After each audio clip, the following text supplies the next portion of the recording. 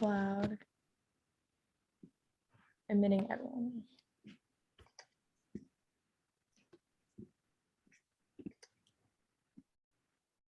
Hello, everyone. Hi. Hi. Wait.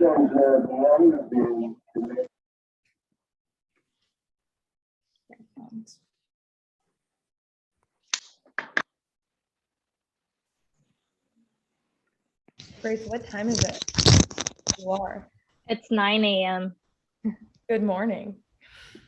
Good afternoon. Yeah.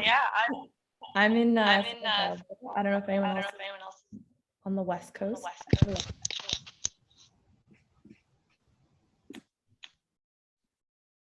All right. I hear a little bit of an echo. Maybe I'm just gonna mute everyone. I'm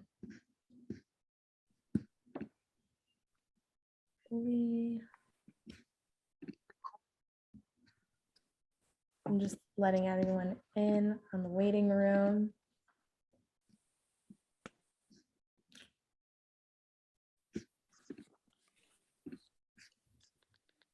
Okay, we'll give it like 2 more minutes. Hello, everybody. If you're just joining, I'm Millie. I'm obviously not Elsa. I'm on Elsa's Zoom to facilitate this. I'm on the team at Dr. Elsa Jungmin, but I'm not Elsa, obviously. I'm sorry. And this is Grace, Dr. Grace Park. Hi, everyone. Do you want me to introduce myself, or are we going to start in like 2 minutes and then I can introduce myself then? Yeah, we'll start in like Okay. 2. You guys, if there's any questions, please feel free to use the chat. We want this to be a conversation, and I'm going to kind of be like the sound piece for the chat to make sure your question gets asked to Grace. So feel free to use that.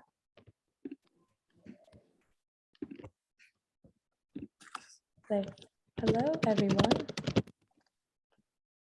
So if you see that chat, you can use that to ask your questions.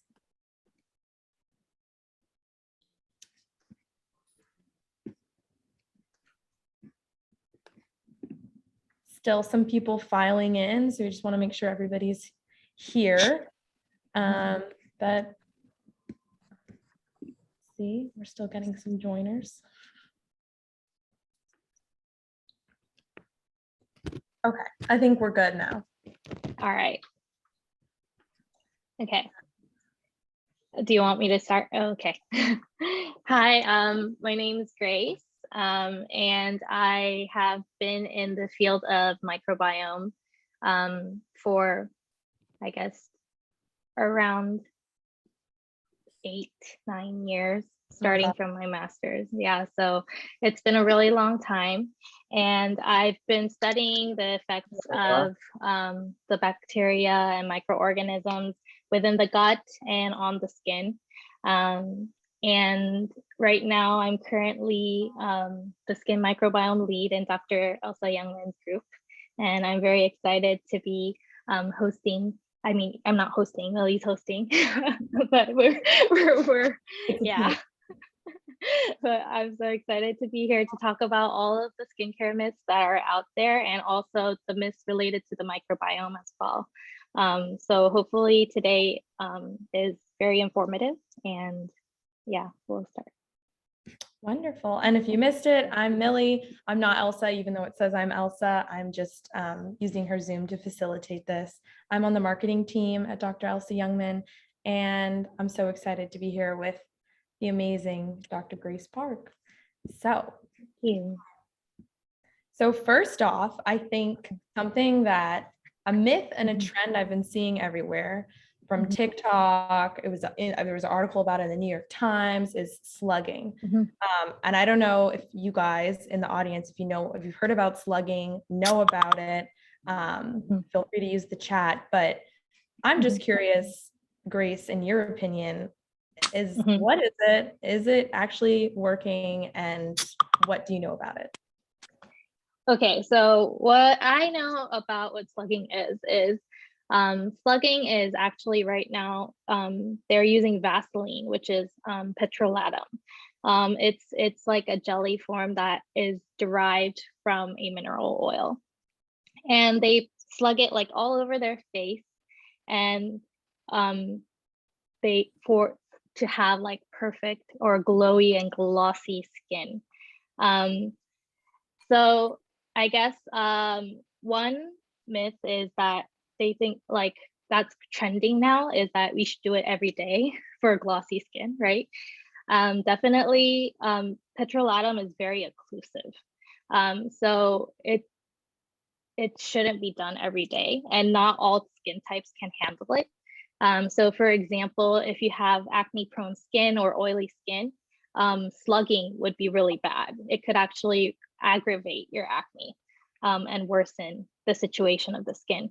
So a long time, I mean, petrolatum is safe in its use because it's been used for 150 years, and a lot of dermatologists use it, especially like in relation to wound healing. It's not like it has the effect of wound healing. It's just like a band-aid per se, so that other things like contaminants or pollutions don't go in and worsen the wound. And it's really good to keep hydration inside the skin because it's so occlusive. And that's why a lot of people with dry skin love it. Yeah, so do you have any more? Do you want to add on to that? Yeah, I think if you are going to slug, what would be the process for it? Do you think you should use like actives underneath it, or just put the Vaseline on right after washing your face? Because I can't seem to find like an answer of like what's the best way to do it.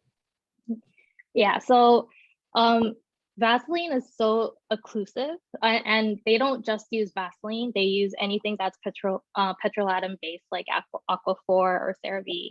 Right. And since it's very occlusive, you have to be careful that your skin is really clean before you put it on. So definitely you have to wash your face thoroughly before you do slugging. And also putting actives may not be so good because it can increase the potency of the active, such as, alpha hydroxy, like exfoliators, or retinol. If you put it in, then it might actually irritate your skin more because it increases the potency. Is it like really trapped underneath the? Yeah, it traps it underneath. So yeah, it's not very good. So I would say if we had to like layer something inside, it would be something of a hydrating moisturizer, like a hyaluronic acid or something that could hydrate your skin, and then you could layer it over, but not actives.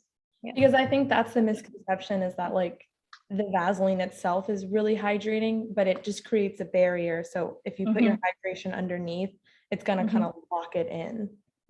Has anyone here ever been slugging? Do you wake up with your face sticky? That's like, like, do you wake up and your face is like a Krispy Kreme donut, which is like how it looks? I mean, like that stuff's thick. Yeah. Let me know. So definitely it's a myth that it's hydrating in itself. It's not. It's very occlusive. So it just locks in the moisture. Locks it in. It's not actually hydrating. Yeah. Do you know where it originated from? Well, they say it originated from Asian countries like Japan and Korea. And I mean, I have heard of some celebrities using Vaseline like in their foundation to make their skin look like glass, or that glossy feeling over it. And Koreans are big on moisture, but they don't necessarily use Vaseline. Like, yeah. So I don't know how that came to become a trend, but I know like a few, like one or two celebrities that used Vaseline, but it's not a thing in Korea. It's not trending. Actually, slugging is not trending at all in Korea. So I'm late on the trends here. Whenever Korean beauty, it comes like a year later. That's interesting. Once again, guys, if you have any questions or want to input, please use the chat function. We want to make this a conversation. And then the next thing I want to talk about is retinols. I'm only 25, but obviously I want to preserve my skin and if I can now stop wrinkles from happening. And I always hear people even younger than me starting like a retinol routine, using vitamin A, using tretinoin and all these different things. Should you be starting when you're young? Is it really helpful? If you're already older, is it going to help to use retinol? Kind of what even is retinol? Okay, so retinol is a form of a retinoid, which is a derivative of vitamin A. So actually, the retinoid treatments, it actually originated as a acne treatment. So it wasn't actually initially for, wrinkles. So it was to calm acne, inflammation, and help with the skin turnover rate. So usually acne, there's a buildup of skin cells, and that's how, there's inflammation and clogged pores.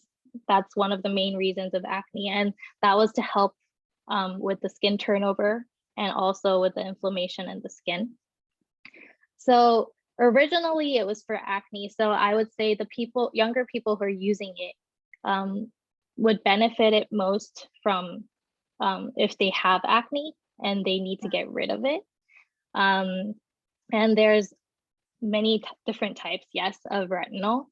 And all the potency is very different. So the retin A, which is usually tretinoin, that's the most potent, and it has been researched the most to help with wrinkles and also with acne.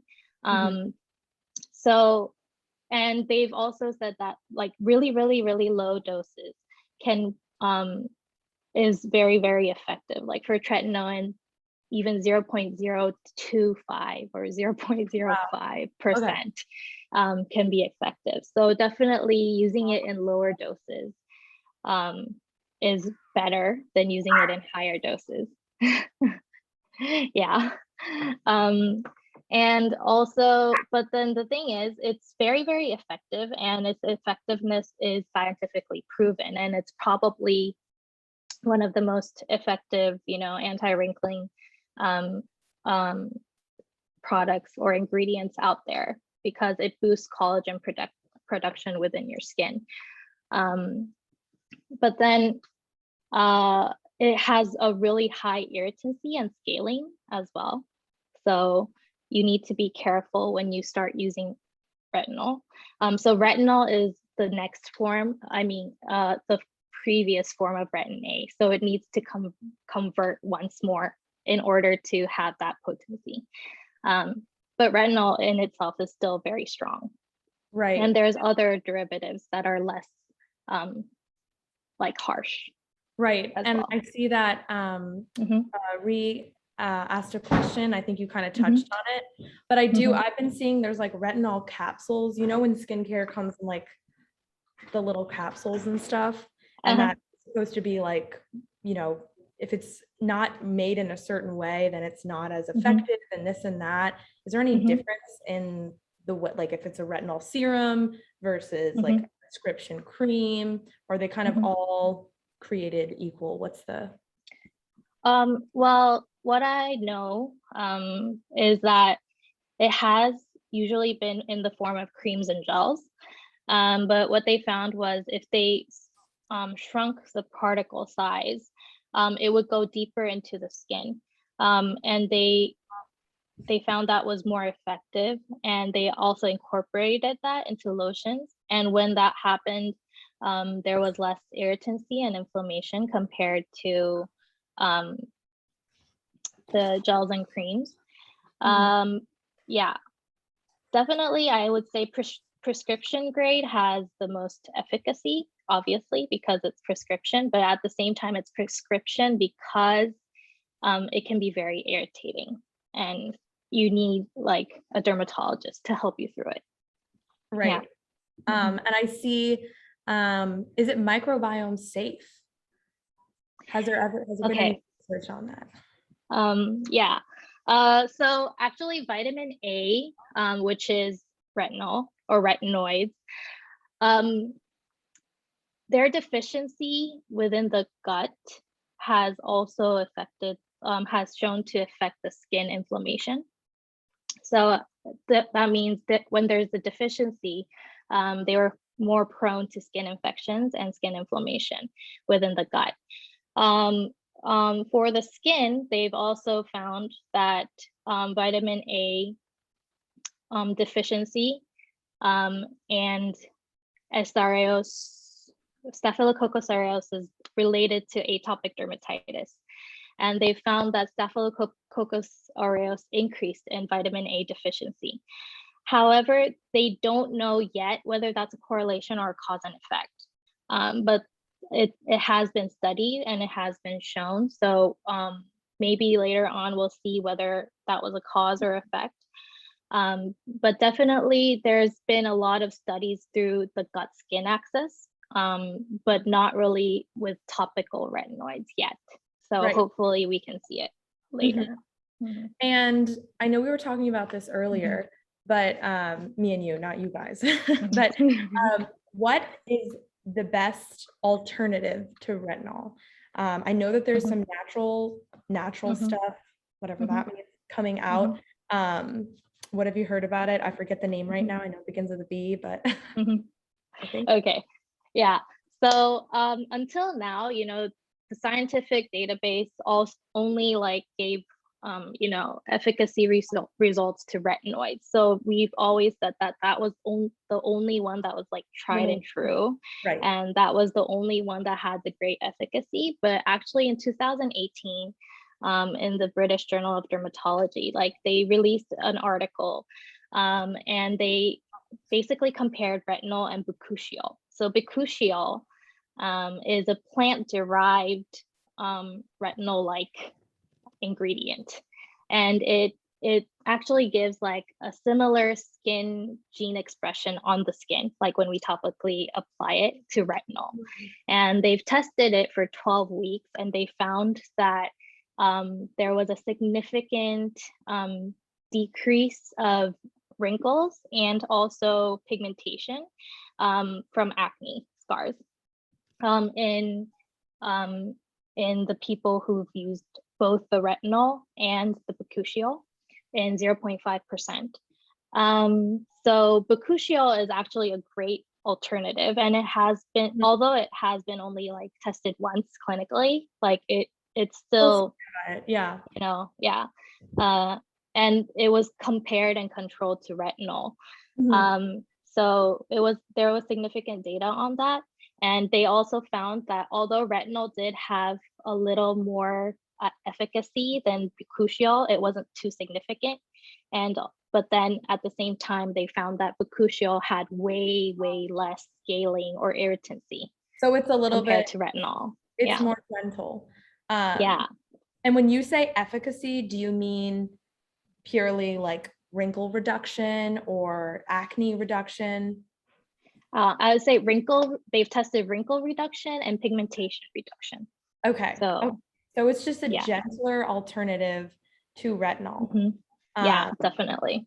And I see Diane asked a question. What do I look for in an SPF to help keep my microbiome healthy? Or maybe what ingredients could irritate the microbiome? It's a good question.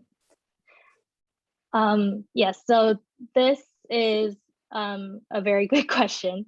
And I've actually tried to look for a lot of, SPF filters that could be microbiome friendly. There's actually no publication yet on SPF filters and its effect on the microbiome. I saw one post from My Microbiome, which is a company that tests ingredients against, the skin microbiome separately. They said that from their results, they found that titanium dioxide was one of the best ones that were microbiome friendly. But then right now, we're not sure how, zinc or titanium dioxide or other chemical filters actually, work on the skin. Like we have no information there, unfortunately. So yeah, we don't know its exact effects on the microbiome yet. Yeah. But you still recommend SPF, obviously, every single day. Yeah, of course. Yeah, even if it may be harmful, we know the effects of UV. So I would say please use sunscreen every day, and use sunscreen that you could use every day. Like don't, I know we say like zinc is one of the best ones because it gives broad protection, but zinc at the same time, you know, it can leave a white cast, and sometimes the formulations may not be so like elegant. But you Yeah. know, yeah, but I would say use a sunscreen that you can use every day. Like Mhm. that would be the best option for now, since we Mhm. don't really have the science-backed research on its effect on the microbiome. Mhm. Yeah. And I think for everyone who doesn't know, the Mhm. microbiome, the world of the microbiome and your skin microbiome, and even your gut is relatively new, Mhm. correct? It's been in the Yeah, field very for a new. while, but this is Mhm. all new. And what kind of exciting stuff is coming out about the skin, or if you can talk to Mhm. anything we've found so Mhm. far that's kind of been surprising. So I guess one of the biggest discoveries, and this was also, I guess it's not really a myth, it's half true, half false, Mhm. was that C. acnes is actually not a bad bacteria. So that was one of the most interesting things It that we has the word found. acne in it. You would think it'd be bad. Yeah, right. So QT bacterium acnes actually covers like around like higher than 75% of the facial skin Okay, wow. of most healthy people that Mhm. don't have acne issues. But what we found out that was that there were different types of C. acnes.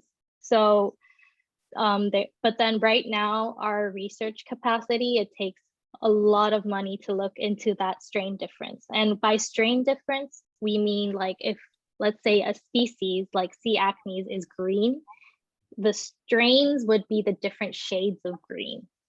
Um, Wow. so That's a good way yeah, to put it. and we don't know how to look into, I mean, we do know how to look into the different shades of green. It's just, it's very costly Mhm. at the moment. It's like looking into the species level like 10 years ago, you know. Yeah. I'm sure the cost is going to go down. But what we've realized is that there are different phylotypes, or, you know, strains of C. acnes that cause acne and that don't cause acne. Mm. And the most interesting research that came out recently was that each pore actually has a different phylotype of acne. What on Each our pore. on your face? Yeah, on your face. That is Yeah. crazy. So that's very interesting. And that's probably why your breakouts don't happen everywhere. It just happens like in some places and parts. But Yeah. I know that people, and at least for me, Mhm. my problem areas are like my T zone, Mhm. and on my chin. Why Mhm. is that? Is there like different bacteria species on my like Mhm. chin versus my cheek versus my Mhm. forehead? Or are they all kind of the same footprint? Yeah. So the T zone is a bit oilier. So right here you have a lot more serum. I mean sebum, which is oil, and QT bacterium love oil. And so you would find higher amounts of QT bacterium in your forehead and nose area Mhm. compared to your cheeks. Um, and I guess that's why maybe there's more problems in across that area. Mhm. For the chin, it's usually related to hormonal acne. So it's related to the hormonal changes that you go through and that causes acne within this Right. area. Yeah. Right. And I know that there's not much research out, but I know we've been looking at it on our end. Mhm. But how Mhm. have we seen how the microbiome changes and our bacteria makeup changes as we get older? Is there a Mhm. change? And what Mhm. does that mean? And how does that affect our skin? Yeah. So as we get older, definitely, you know, our skin gets drier because there's less oil production Mhm. within our skin. And one of the biggest changes in the microbiome is that we see there's an increase of Corynebacterium and a decrease of Cutibacterium as the oil production decreases. So we see Cutibacterium actually starts to decrease with age. and actually is more abundant when we're younger.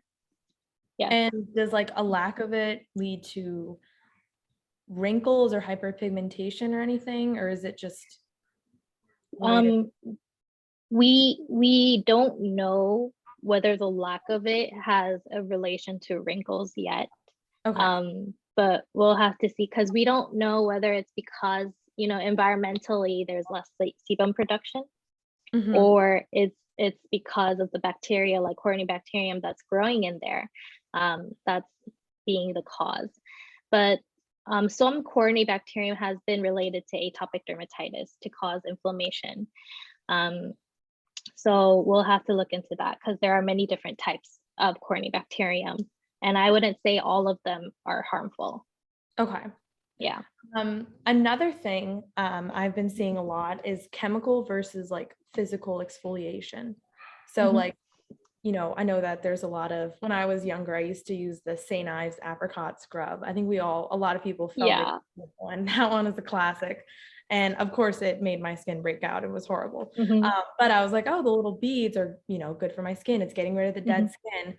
Mhm. Whereas there's other, like the chemical exfoliant, I think actually Mhm. retinol falls into Mhm. that. Is there a certain type that you would recommend, or one that is probably kinder to our microbiome and is going to keep our Mhm. skin balanced? Yeah. So yeah, definitely. I used St. Ives when I was little too. And Yeah, I was, why is it it was bad? like a trend back then. Don't, And I don't know, the apricot really got me. yeah, and I think I used to use the one with like green tea and tea tree Oh, oil, oh like yeah, it smells so to, good. because I It's so had acne. sweet. Yeah, Um, okay. yeah, and it definitely dried out my skin, and it was so bad. And So bad. yeah, please never use it. Um, yeah. Sorry, Shayna, I'm Um, sorry. so the physical exfoliators, I think we have to be more careful, because it can give micro tears on our skin, and it really depends on how we're rubbing it in. And I think I would say chemical exfoliators are safer for use, but then also it can be very irritating if it's used in a large amount. The reason why we exfoliate is because every 28, our average cell turnover rate, in which, like, our dead skin peels off and our new skin rises. So that turnover rate is usually like 28 days on an average. And Oh, as we get older, that day starts to increase, ah, and so the turnover becomes, slower, and that gives us like that dull texture, and we want to help that turnover rate, and that's I guess why we use exfoliation. mhm. um so for exfoliators, I would say the most microbiome friendly would probably be lactic acid, because lactic acid is a byproduct of lactobacillus and Mhm, a lot of lactic acid bacteria. mhm. And our skin pH is actually, pretty acidic, slightly acidic. It's from like 4.5 to 5.5. Really? Oh my God. So yeah. So lactic acid would be a good alternative, like good use for exfoliators. But then at the same time, you don't want to overdo it, like use it just like once a week, or when your skin feels dull. Mhm. Yeah, I wouldn't do it every day. No. I would just touch it lightly.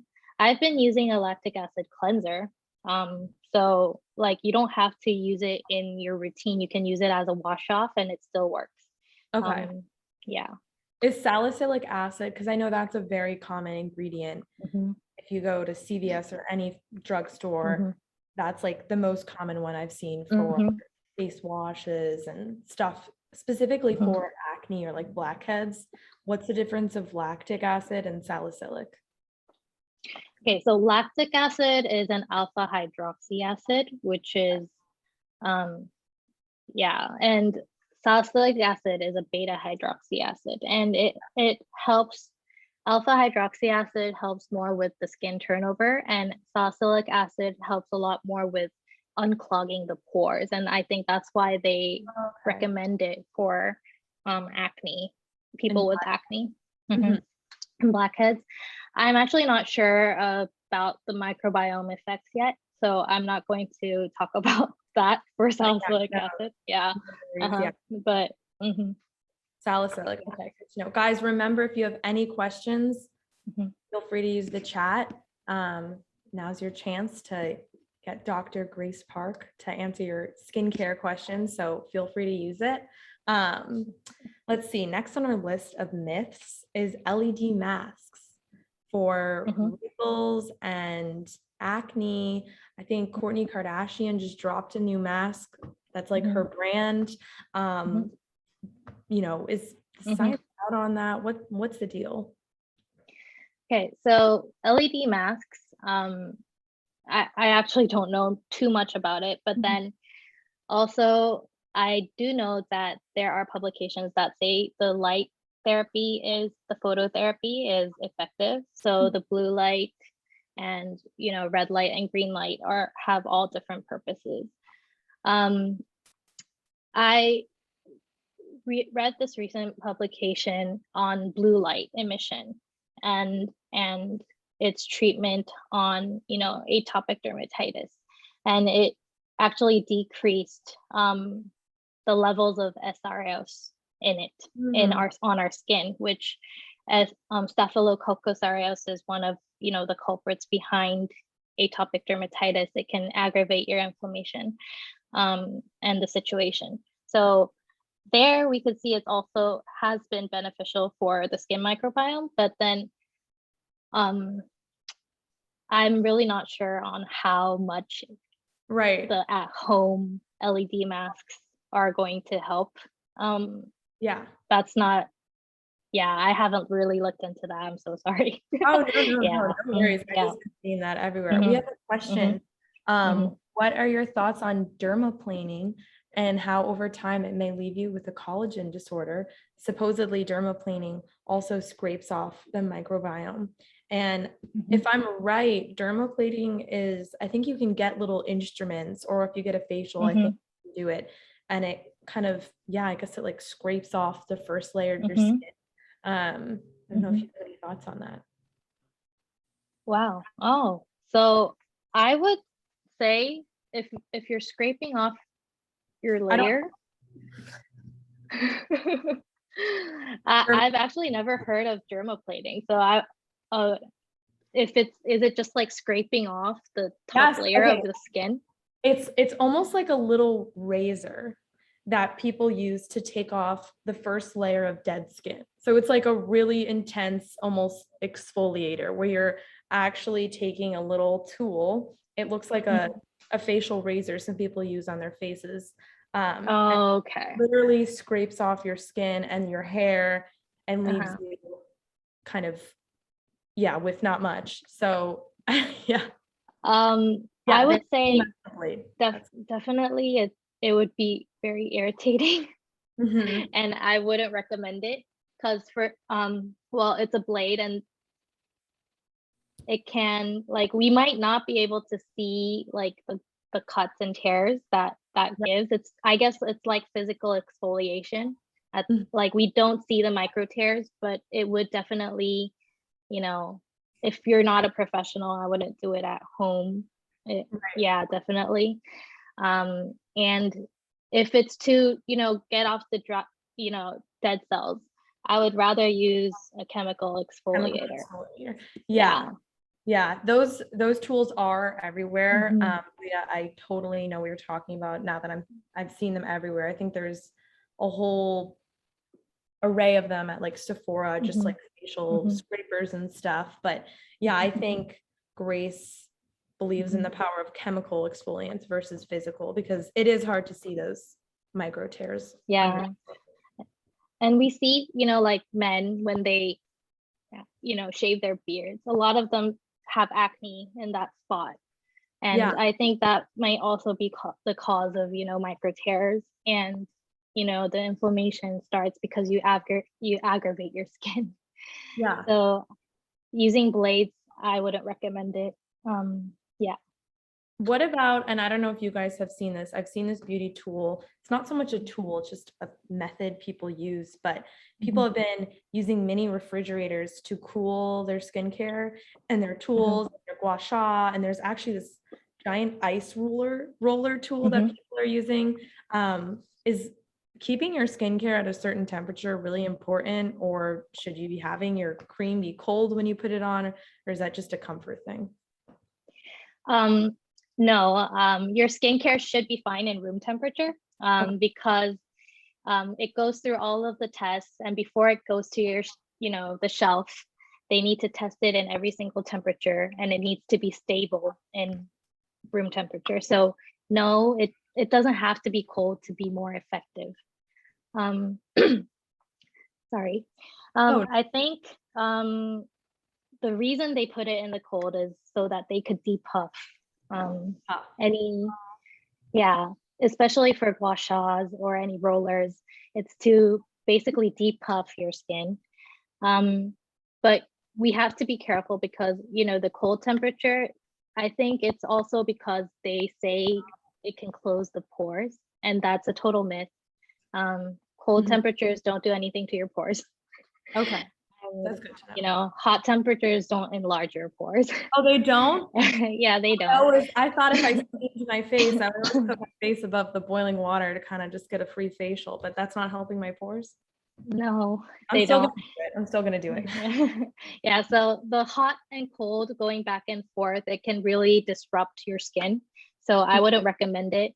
Lukewarm water to wash your skin is always the best. Okay. And also to depuff your eyes, yeah, the rollers may be good, but it's not really doing anything to your skin. Okay. Or helping in any way. Yeah. Kelly has asked, what are your thoughts on DIM supplements? And I just did a quick search, and Kelly, correct me if I'm wrong, but it seems like these are supplements that it's a compound derived from certain vegetables like broccoli and Brussels sprouts and kale, and those like green leafy veggies. And it promotes the hormone estrogen. And I think it kind of helps with estrogen production.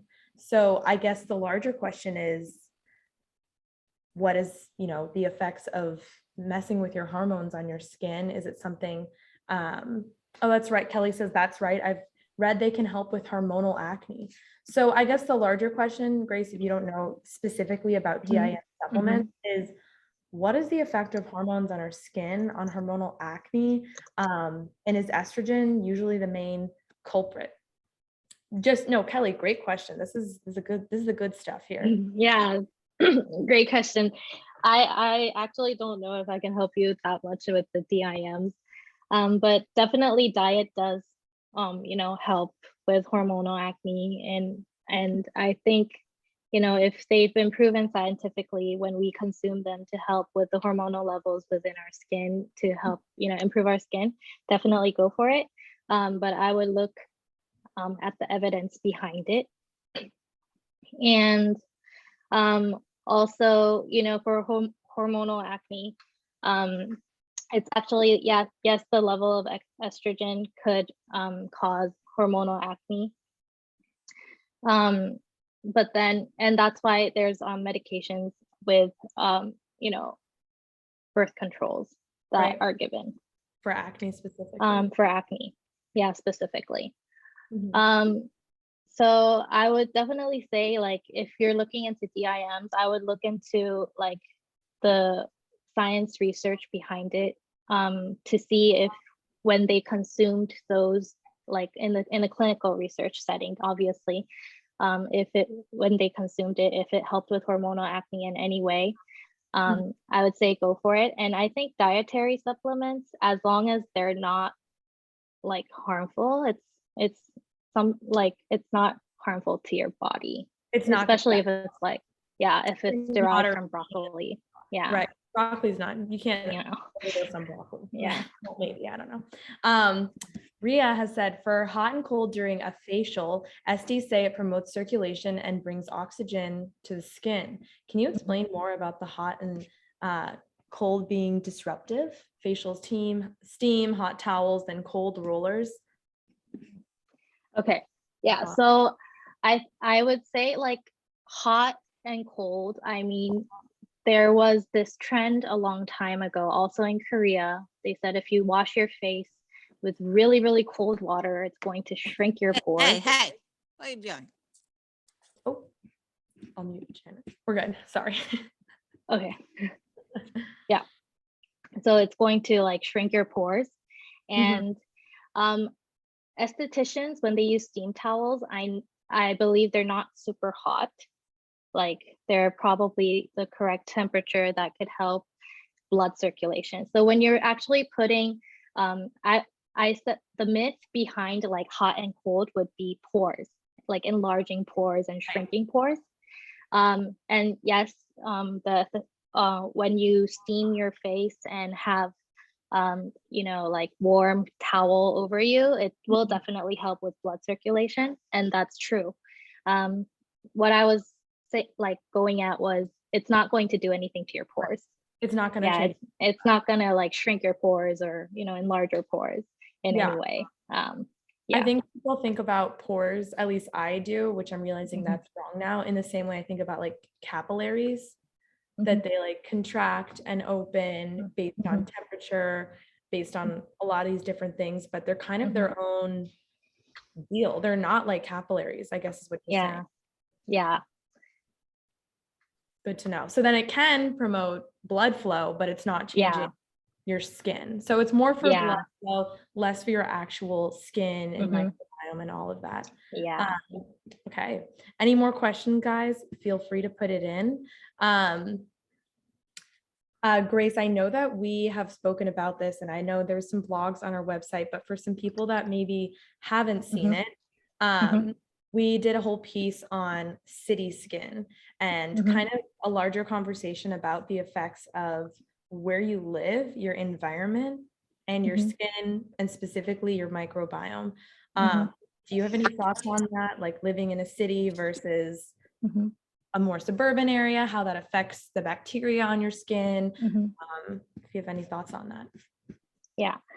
So for city and bacteria, what we found out that was interesting, I guess, there's a publication that compared the people who are living in the Amazon or a really, really excluded tropical area, and they've never used modernized products, or they've never had contact with the modern society. No St. Ives. Yeah. Nothing. Yeah. And they've compared their microbiome with the people in the rural areas and in the city areas. And we found out that they had the highest microbial diversity, and they also had healthy skin. So I guess as we progressed into modernization, and the people who lived in the city had the lowest diversity. So our microbiome naturally also helps, protect our skin, and it also helps with a lot of the regulating inflammation, and also protecting us from UVs and all those skin protective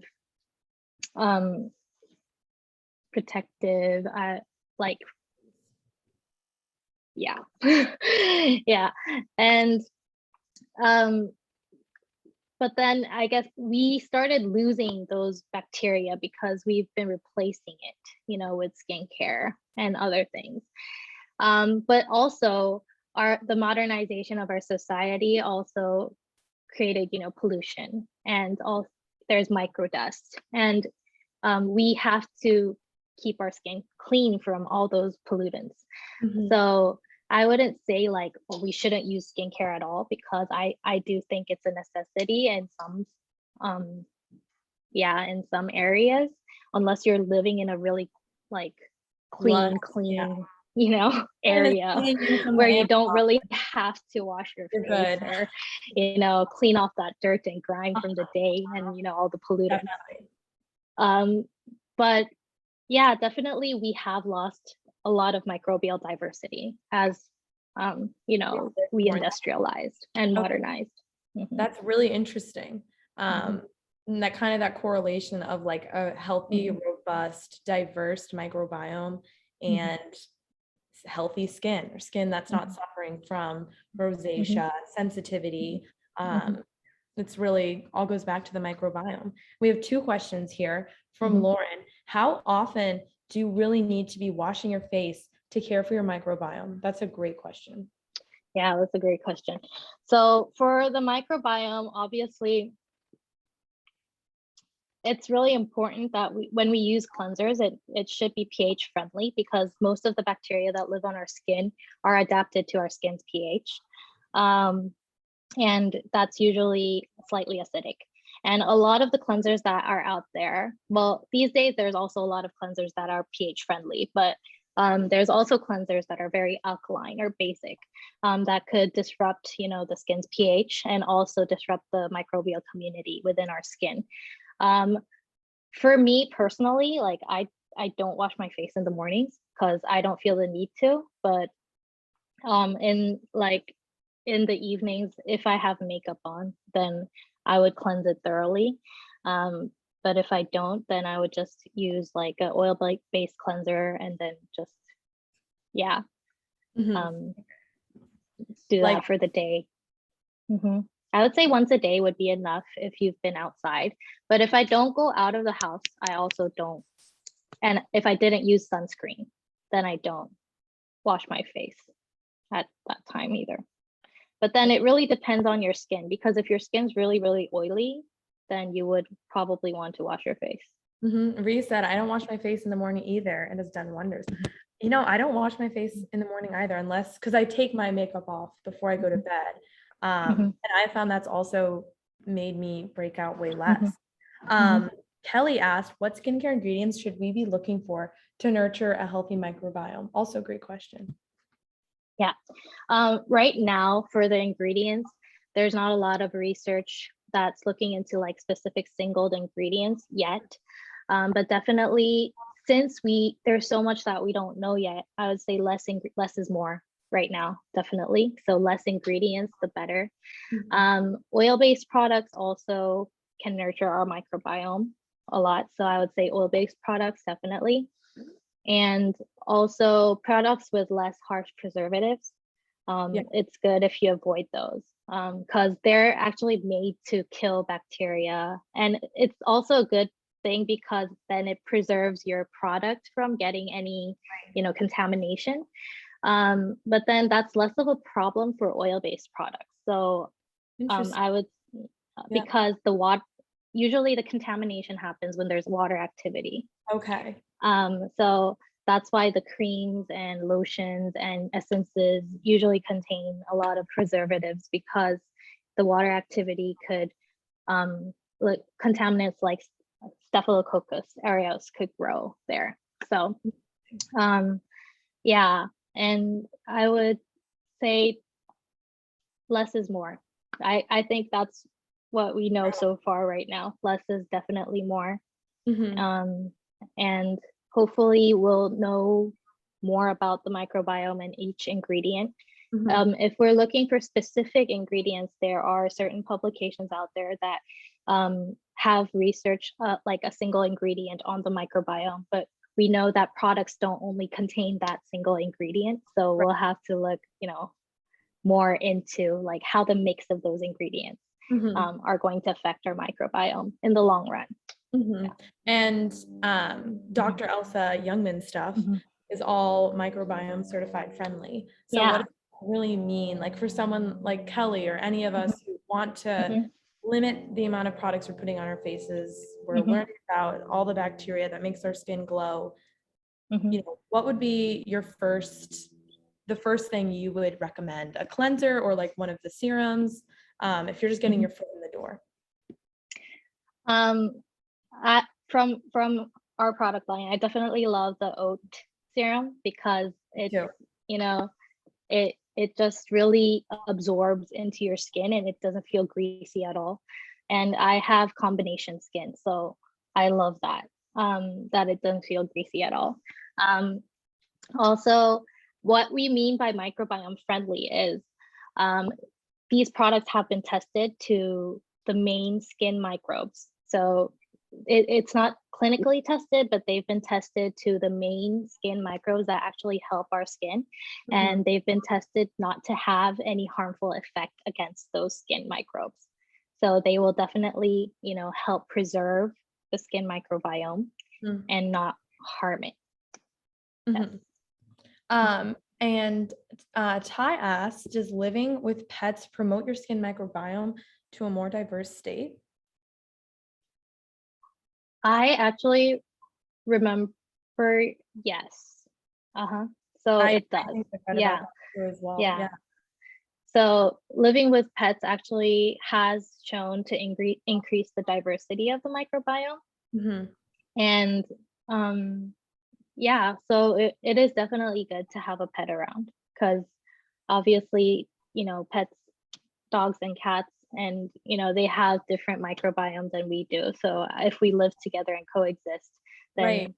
yeah, we're going to be sharing microbes. Yeah, I read a piece on they were studying Amish people and the lack of like asthma in the Amish community, and like why is it that people that grow up in these environments kind of around animals all the time with large groups of people have less respiratory issues, and it's because they're just around them, and it promotes a healthy microbiome in every sense of the word, in their gut, in their skin, everything, and it even can affect, positively affect their lungs. And I think that's an important thing that we try to do at Elsa Youngman, is say that, clean doesn't mean sterile, doesn't mean your face has nothing on it, and because a healthy skin has a robust microbial environment. Community. Yeah. And you found Definitely. that, right? Yeah. So I think spending time in nature, spending time with animals, it's all good. It helps your microbiome. Yeah. That's why I got a dog, for my microbiome. Oh, Ellie says Santa brought her Begin Again in Oat Power. That's great. Awesome. Oat Power is my favorite as well. I love the cleanser. I've finally given up my Neutrogena makeup wipes, which I was using for years. Then I realized that other stuff gets my skin out my makeup out without scraping my eyes. So hope you enjoy that, Kelly. Any more questions before we wrap up, guys? Feel free to ask.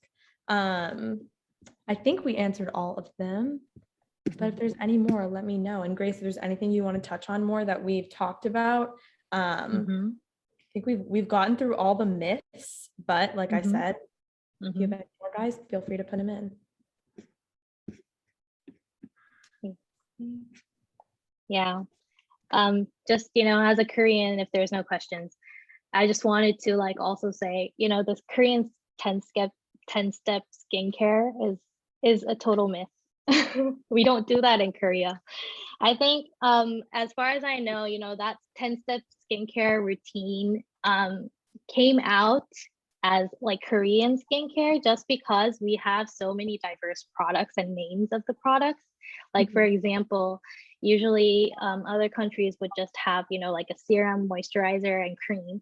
But Korea has categorized it into toner, skin, essence, ampule, serum, I can't cream, eye cream, masks.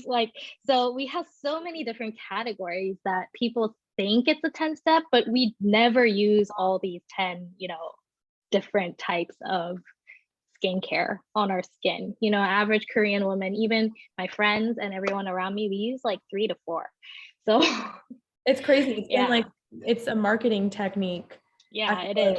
In the West to be like, oh, it's a Korean skincare. But then when I heard that Korean women aren't doing the 20-step routine, I'm like, what?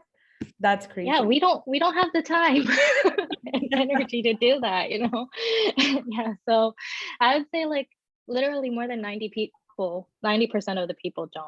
Yeah. Crazy.